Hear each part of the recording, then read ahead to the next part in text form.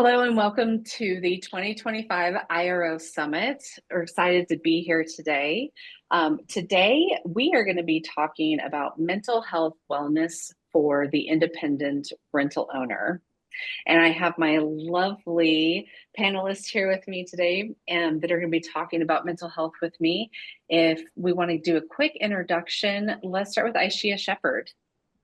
Hi, I'm Ishia Shepherd. I'm a vice president with AMC Delancey Group. I'm also a certified mental health first aider. So that is a thing, guys. And I'm just really excited to talk about mental wellness and balance, especially for independent rental owners. Urvashi.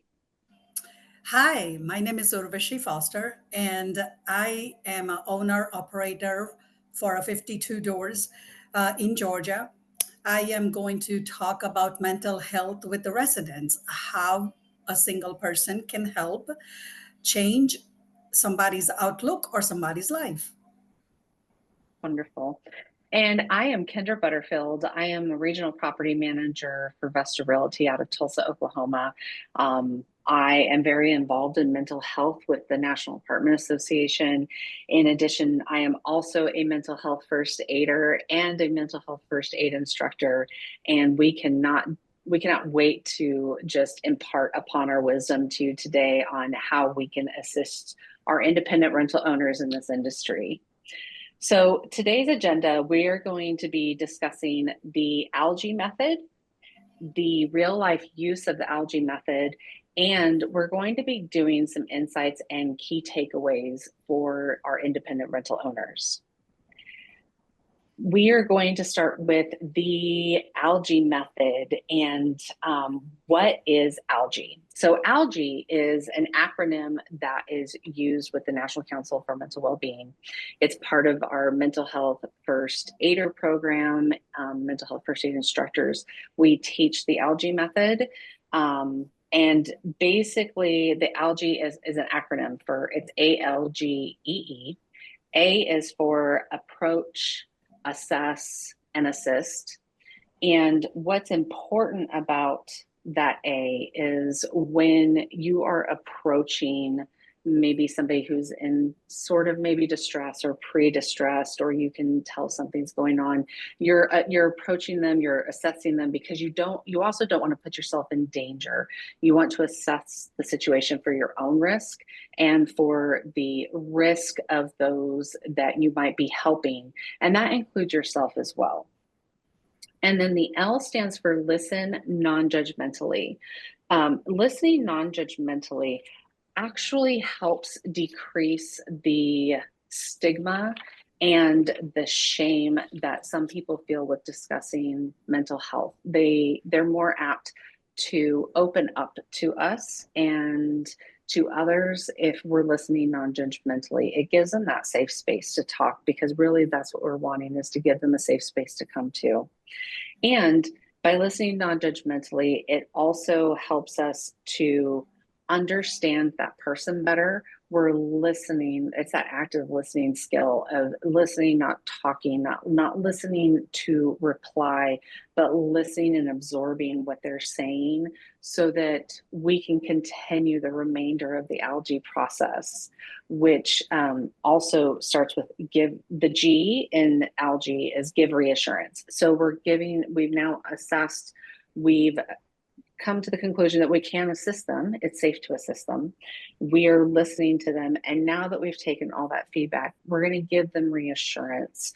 You don't want to overpromise, though. You don't want to say things like, today's going to be better. Like, that's not really like a good thing to say to somebody who might be in a mental distress. And so what we've learned in mental health first aider training is you're giving reassurance that maybe today you feel a certain way right now in the moment, but you're not going to feel that way maybe in a couple of weeks, a couple of hours. It could be a couple of months. It could even be a couple of years.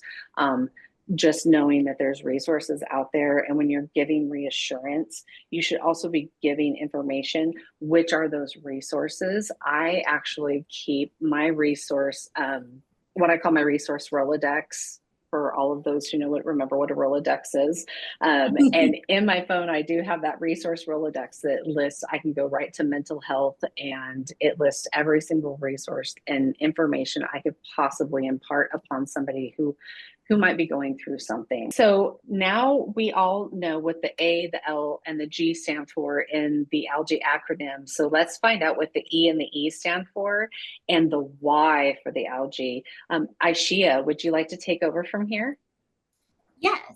So the two E's I think are just as important, if not more so, than the A, the L, and the G, because they really talk about like next steps for yourself or the person you're trying to support. So the first E is encourage professional help. Within our industry, we talk a lot about ways to solve problems and solutions. And I think we're a very solutions based industry, especially if you are IRO, because you're doing it all. But you want to encourage yourself, your team members, even residents to look for professional help. Something that we learned as mental health first aiders and mental health first aid instructors are to keep those resources handy. So, in line with what Kendra was talking about as far as having a Rolodex, I have never had a Rolodex, guys, but I do have a phone. And I like to keep these type of things really at the forefront so I can provide them to people. So maybe that is what type of aid is covered by the insurance your company has. Maybe it's also free things that are available. If you take the time to kind of look at what you have virtually, what's locally available, and keep it handy when people are stressed or are just in a place where they do need that additional support, that's really helpful. And then also the last E is another encourage. It's encourage self-help. So that can look different depending on the situation and the individual. So self-help for you might mean encouraging someone to take a day off. Self-help might mean asking someone to take a walk when they've just had a very stressful situation.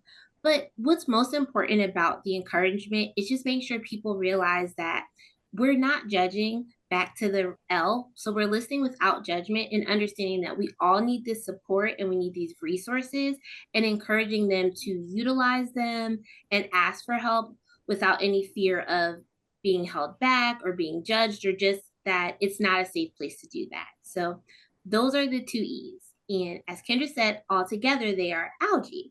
ALGEE, it provides clarity. So a lot of times when we're in high stress situations, it's easy to kind of be like, what do I do next? What should I be doing? ALGEE is the process. And if you're able to reference it and follow it, it's going to be an easy system that you can put in place whenever these emergencies or issues come up. And Kendra? Perfect. Love that.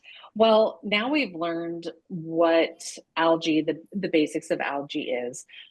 Let's talk about stories that we have that might bring ALGEE to life. So, Urvashi, do you have a story you would like to share? Absolutely. I would like to share a story from the period that we all want to forget, COVID period. I had a tenant, a single mom with a young child, and for 3 consecutive months, she would refuse for any of the maintenance people, pest control, or air condition filter change to happen. Now, I'll be honest, at first I thought, seriously, air condition, 3 months? You have a kid. Um, but instead of getting upset, I decided to just talk to her. And you know what? She wasn't being difficult. She just was scared, like all of us were. We were doing anything and everything to protect ourselves, not to get a COVID, not to get killed. Um, and she was very, very scared for her kid, her child. So I got creative. I ordered a full ER style protective suits, head to toe, face, body, hands, even the feet. Every time we went into her unit, we looked like astronauts on a mission. But it worked. She felt safe, and we got air conditions serviced, and the pest control was done as well on a time. Over the time, I kept checking with her. Eventually, I even invited her to my house. My apartment complex is right behind my house. After 6 months or so, she did decide to come. I made her a meal. And after that, she felt comfortable to go out in the world um, as normal as everybody else. Here is the thing though, if I had just gotten frustrated and snapped, I might have made her fear worse. Instead, by slowing down and showing a little patience, I helped her breathe easier. And not just because we finally changed the air condition filter, but because her mental health got better. Sometimes protecting someone's mental health does not take superpowers. It just takes a little empathy and maybe a really good hazmat suit. And speaking of taking care of ourselves, because let's be honest, it's not always about the other person. Sometimes you also need to take care of yourself.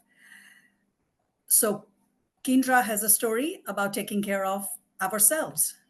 Here is Thank you, Kindra. Urvashi. Thank you so much.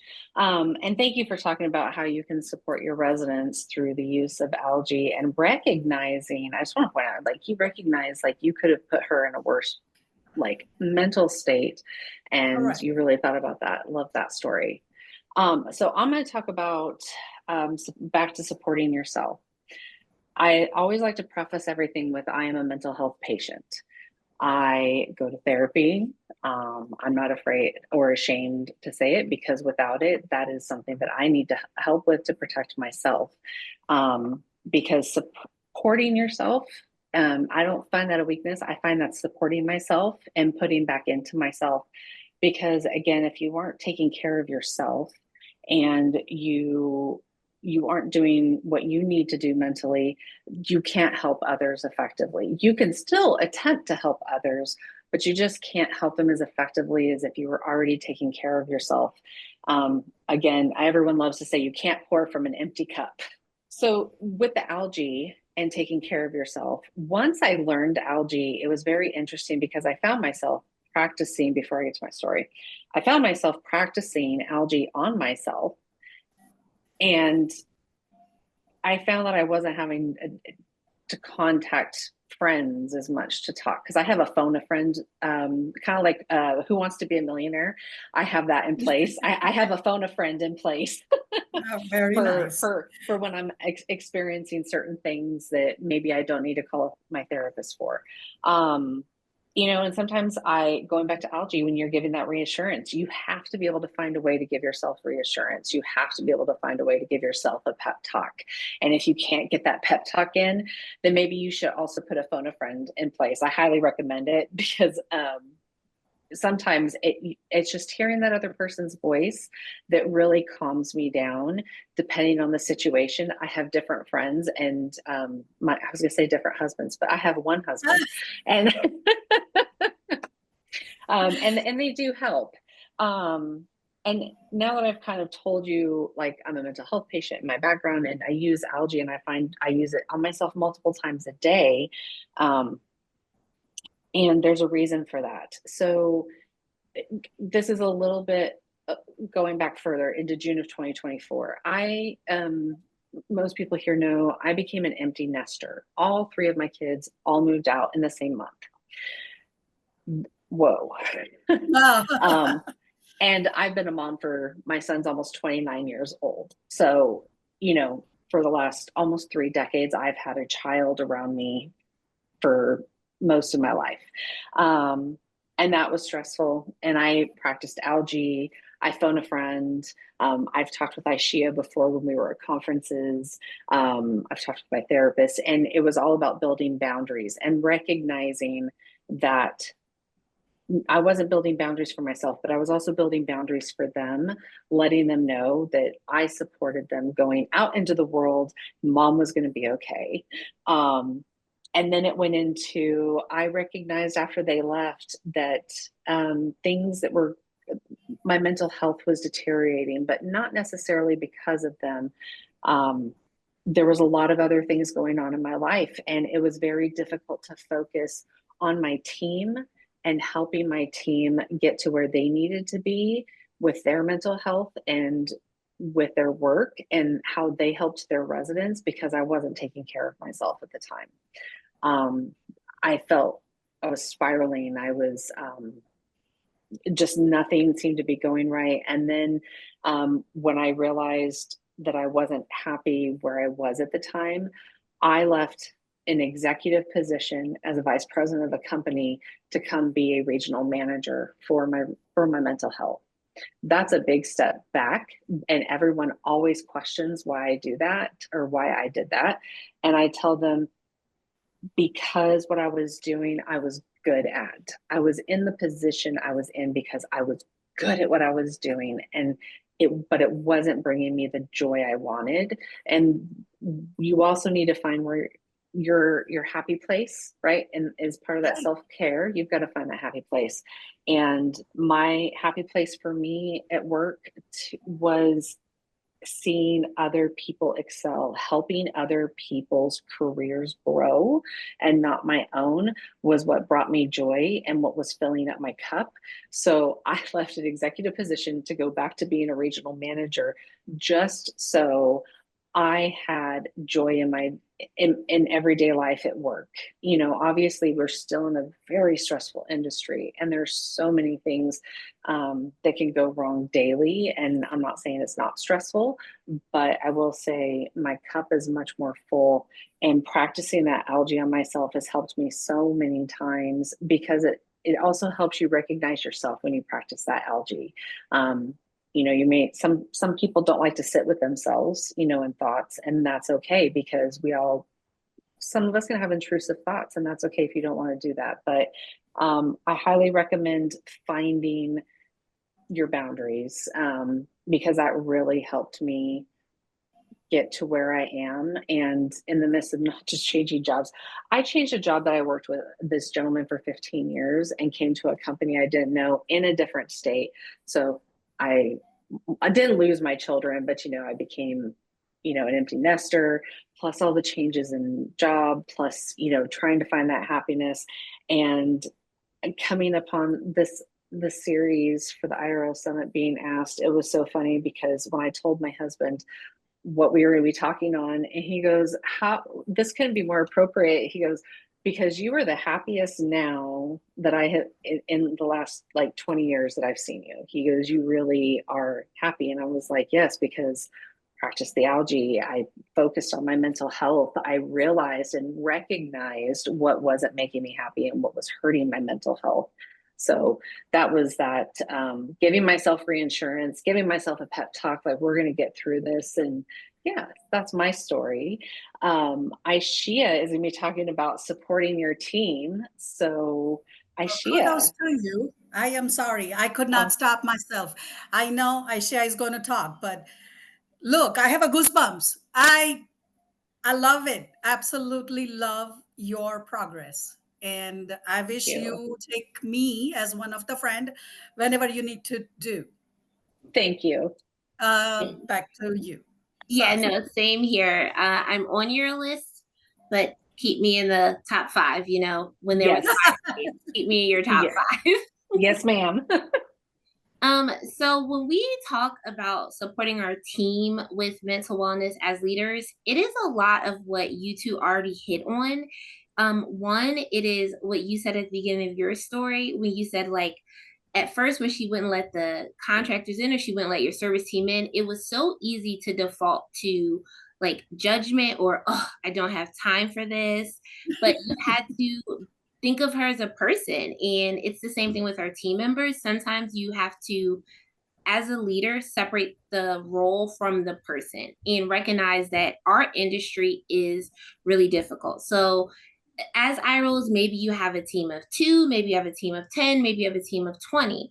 But there is a different culture when you own everything you operate and everyone is kind of, you know, it's like a one-man band, and you have to know your team members. So for me as a leader, that can look different depending on who the team member is. Specifically, I have a maintenance supervisor I've been at this organization for 11 years and we've been working together for the entire time.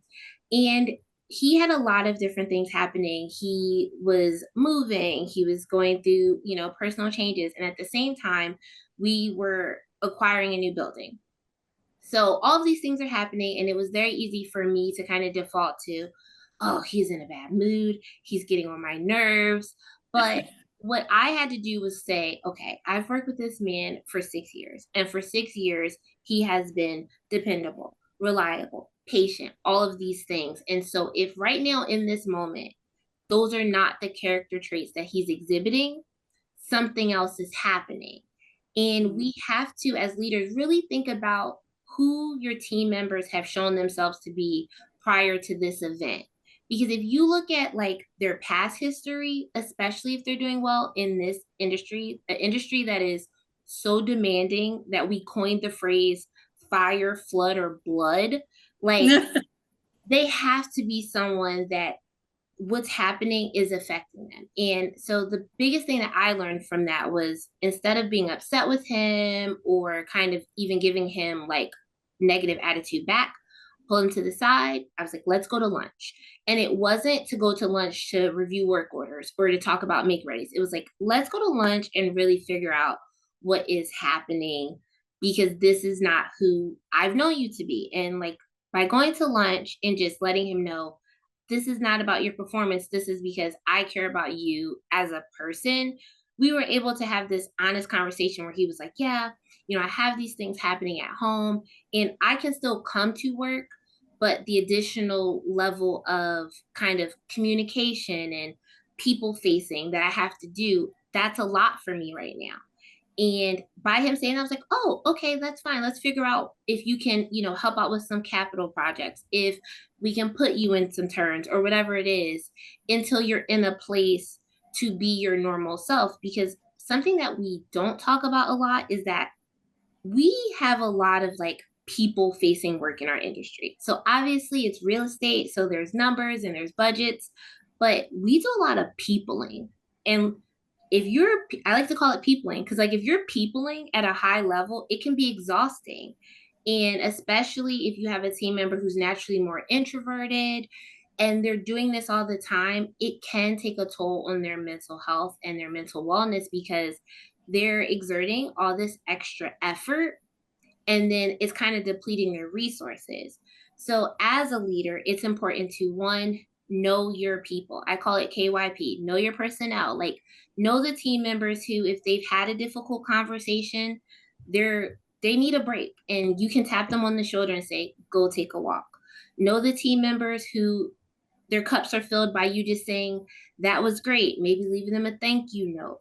But constantly being aware of who needs what, it's a lot to ask, but it is the responsibility that we have in leadership roles, especially in an industry that's this demanding. So I think as leaders, knowing your team member, knowing how to support them, and then when necessary, going back to the ALGEE method that we're discussing, like approach them. Maybe that's coffee, maybe that's lunch, maybe that's, one-on-one, and listening non-judgmentally, and just kind of doing all the things we're discussing. And then the final thing that I think is best practices as a leader is operate with transparency. So if you have a pipe break, like you told us you had this morning, just happened, yeah. Just happened. I'm still dealing. Exactly. Or you've become an empty nester, whatever it is, say into your team, like, hey, this is a lot and it's hard, but we're going to do it. I think something that makes a lot of people feel lonely is when it feels like a lot and you're like, oh my God, we have this many work orders, we have this many emails, all these things happening. And you look over at your boss, the leader, whomever, and they're just like, do. And you're like, oh, wait, are you okay? Because then the person feels like they're defective. They feel like, oh, everyone else is managing this and this is too much for me, as opposed to which the truth is, which is this is a lot for anyone. And correct. I'm happy that you're just still showing up. So as a leader, modeling transparency, letting people know that it is difficult for you and they don't have to be perfect to be successful. And just saying, like, we all need a break. We all today was a lot for me as well, and kind of letting them know, but you're going to start again tomorrow. And that's what I think helps us empower our team members to share with us, and then also to practice ALGEE with the residents, to practice ALGEE on themselves, because we're letting them know like having these hurdles or obstacles is normal, and you can have them and still do well. So that's like my biggest takeaway for us as leaders and supporting our team is just see them as people, and then also let them know that you're a person, because they aspire to be like you. So if they know that they can be their own operator, be the president of their company, be a regional, and have these things happen and still come back from it, it's going to make them feel better about the roles that they're in. I absolutely love your story also. When I was going through divorce, my residents pulled me up. So at that time, I needed them. So it was absolutely so on point. Thank you. Yeah, same. And I love your leadership take on that. Only, you know, when we talk about boundaries, I think as leaders, I know it's hard for the IROs because sometimes you don't have a team, but you know, you've really got to stop being yes people. That's the one thing I figured out as a leader is I Mhm. wanted to take on everything because right as leaders, we want to do well for our teams. And I realized that first boundary that I created for myself was I had to learn to say no No. Yes. with no. Well, and I No. think that no is a yes to something better. So Correct. you want to tell Yes, people, like, I said no to this so I can be available when it's actually important. And we have to train ourselves to do that because we're so used to saying yes to everything. So I agree with you. The first no is the hardest. right. And then it gets so much easier after that. And it's like, no, no, no, no. It's it's if you're a parent or a guardian, it's just like the first no to a 2-year-old is so much harder than that no to a 10-year-old. By 10, you're like, it's been no. See, Right. you can speak on a young one. Me and Kendra can speak on 30 years how to say no when they come asking for money. So, Yeah. And they're like, okay. Those were like, I really enjoyed how we got to talk about the different perspectives between ourselves and residents and leadership. Um, let's talk about some key takeaways from what we've gone through already.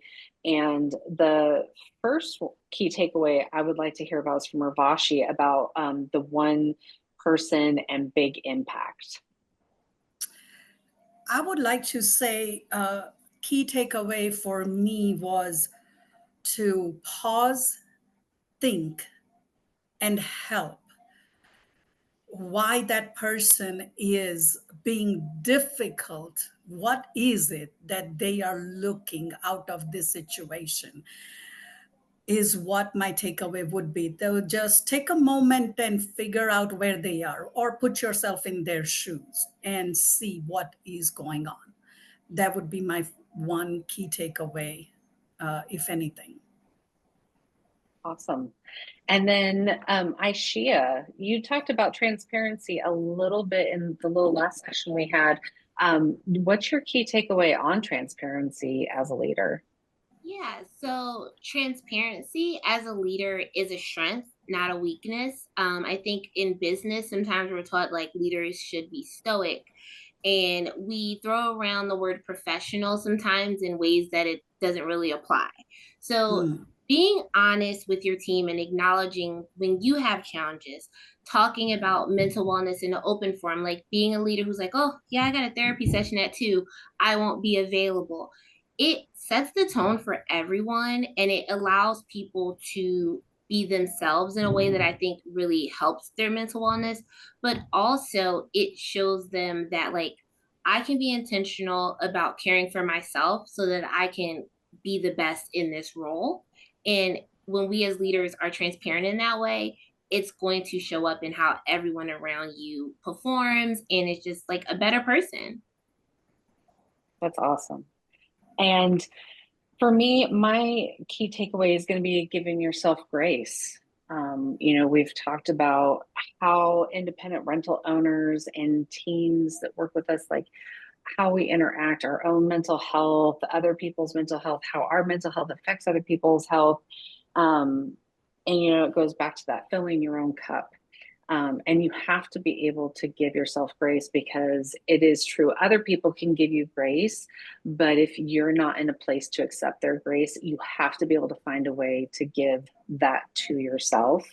I find for a long time, I found that asking for help when I was going through a lot, especially this last year, you know, mental health can take you to a deep, dark place. And for some of us who are like bipolar, like myself, you know, we can get into a cave, and I have to be able to crawl myself out of that using those boundaries, telling myself, you know, you've got to give yourself a break. Like, I am not Wonder Woman. I'm not, you know, I'm not Superman.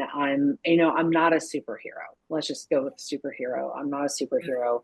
I am also had to get over and give myself grace. It took me a long time to get over it, was the perfectionist part. A lot of us talk about being a perfectionist, and that can hurt your mental health.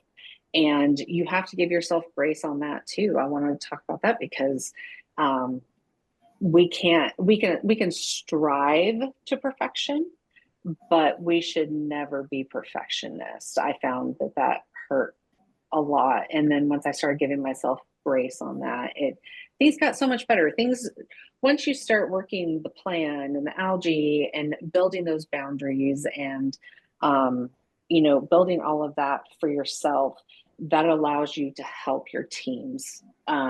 Like Aishia was saying, being a leader, it just makes you a better leader. And it also allows you not only to help your teams, but help your residents. A person told me one time that when it comes to residents, you have to keep in mind, you never know what that person is going through at the time. And I think as we think about that, that's not only giving yourself grace, but that's giving grace to your residents. That's also giving grace to your teammates who you work with. Because when it boils down to it, we are in the business of housing people. We're in the business of housing families, military, you know, we house all these different people, and this is very personal to them. We see them every day. We see them on their worst days. And if we are seeing people on their worst days, including our teams, we have to be prepared to be able to help them, which is, again, going back to giving yourself grace. Don't be afraid to ask for help or seek help if you feel like you want a therapist. You know, that's what we're here for, to talk about. And going back into, so that's my little spiel on giving yourself grace. I will step off my soapbox now. But let's recap what we talked about today. So let's recap the ALGEE. So ALGEE is it's the approach. You're assessing, so in assisting. You are listening. The L is listen non-judgmentally. G, you're giving reassurance and information. The first E is encouraging professional help. So maybe seeking a therapist or somebody that they can talk to. And the other E is encouraging self-help, which goes back to whether you're creating your boundaries, whether you're creating a plan for yourself, that phone a friend, or maybe it's a music playlist. I like throwing that one out there too. So now we've recapped. Aishia, would you like to talk about encouragement? Yes. So we hope that you guys have taken so much from this session about mental wellness and ALGEE, that method specifically. What we really hope you take away is that ALGEE isn't just a thing we want you to memorize because it's nice to know. ALGEE and practicing mental wellness is a necessity. So we're all apartment people. So the way I like to frame it is ALGEE is not an amenity. Like ALGEE is not the gym. ALGEE is your roof. You need to know it. You need to be checking on it. You know, you're getting your quarterly inspections and really understanding its importance. So when we talk about using it in practical application, first, when it comes to your residents.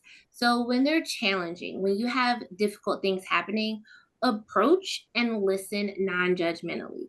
Because even small moments of like reassurance and letting them know, hey, this is something that we can work through with you, is one, going to help them as people, but also you're going to build those relationships that Yardi was talking about, and they may be residents forever. Second, in line with what Kendra was saying, giving yourself grace. So making sure that you're assessing yourself, that when you're, having that self-talk, that you're being non-judgmental and really thinking about what you need to be able to continue to show up in your role as an IRO, as a person, whatever that looks like. And then third, with your teams. So encouraging self-help, making sure that they know boundaries that they should be putting in place. Should they be answering emails at 2:00 in the morning? Probably not. You have the ability to tell them, hey, this is non-urgent. We can do it on Monday. You also can provide them with the resources that are professional that may be available to them. Either they're free, maybe they're provided through the health insurance. So using ALGEE in those practical ways is not just something that's nice to do. It's something that you're going to see tangible change from. And whenever you're in doubt, you can always just go back and reference it, ALGEE, write it down somewhere, and it'll be able to help you and your teams and your residents as you continue out through the year. Thank you, Aishia. Well, thank you everyone for joining us today. I know we've thrown a lot of information and we've shared a lot of information with you today. And I'm sure some of you may have questions. And I just wanted to state that Urvashi, Aishia, and myself are here if you'd like to reach out to us. If you have any questions about this subject, you have questions about like how you could implement this at your company, or how to get somebody certified in mental health first aid for your company, if that's something you're interested in, please reach out to us. We are here to help. We are here to share our knowledge. We want to make an impact in our industry for the better when it comes to our mental health. So thank you again for joining us today. Thank you, Urvashi. Thank you, Aishia. It was wonderful chatting with all of you today.